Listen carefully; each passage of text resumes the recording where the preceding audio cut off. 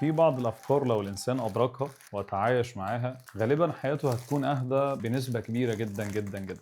الأفكار دي مش سهل إن الواحد يطبقها، ولكن لو سعى وحاول هيبدأ يلاقي إن حياته بدأ يحصل فيها توازن وهدوء وهيكون مرتاح نفسيا. أول حاجة لازم تتقبل فكرة أنك لن ترضي كل الناس مهما حاولت ومهما اجتهدت، فالنبي صلى الله عليه وسلم هو خير البشر ولم ترضى عنه كل الناس. الحاجة التانية واللي هتساعدك وهتفرق معاك في التعامل مع الأشخاص هي فكرة إنك أنت تدرك في بعض الناس هتحبك بلا سبب، وكذلك في بعض الناس هتكرهك بلا سبب. امتى بقى تبدا تحس بدا يحصل عندك اتزان نفسي؟ لما تكظم غيظك وقت الغضب، وده هيظهر في ردود فعلك على المواقف. يعني نفترض ان في شخص بيكرهك واساء اليك بلا اي سبب، لو قلت لك احسن اليه ردة فعلك هتكون عامله ازاي؟ غالبا هتفتكر المثل الشعبي اللي بيقول المعامله بالمثل، وللاسف احنا تقريبا بقينا متاثرين بامثال شعبيه بعيده كل البعد عن قيم الاسلام وبعيده كل البعد عن القيم اللي المفروض احنا نكون عليها. النبي صلى الله عليه وسلم قال: ليس الشديد بالسرعه انما الشديد الذي يملك نفسه عند الغضب. والله عز وجل قال: ادفع بالتي هي احسن. المهم يعني الكتابين دول، الكتاب الاول دليل الكتابه والكتاب الثاني دليل المحتوى، والاثنين للكاتب معاذ يوسف. واقول لكم كمان سريعا على كام كتاب هيساعدوك لو انت لسه بتبدا ديجيتال ماركتنج. الكتاب الاول خطه تسويق في صفحه واحده، والكتاب الثاني البقره الارجوانيه. واكيد طبعا مش هننسى فيليب كوتلر في كتابين حلوين جدا: الانتقال من التسويق التقليدي الى التسويق الرقمي، وكتاب كوتلر يتحدث عن التسويق. ولكن الكتب دي بدون تطبيق فالنتيجه هتكون صفر، لذلك طبق بايدك كل اللي انت تتعلمه علشان التطبيق نص المعرفه.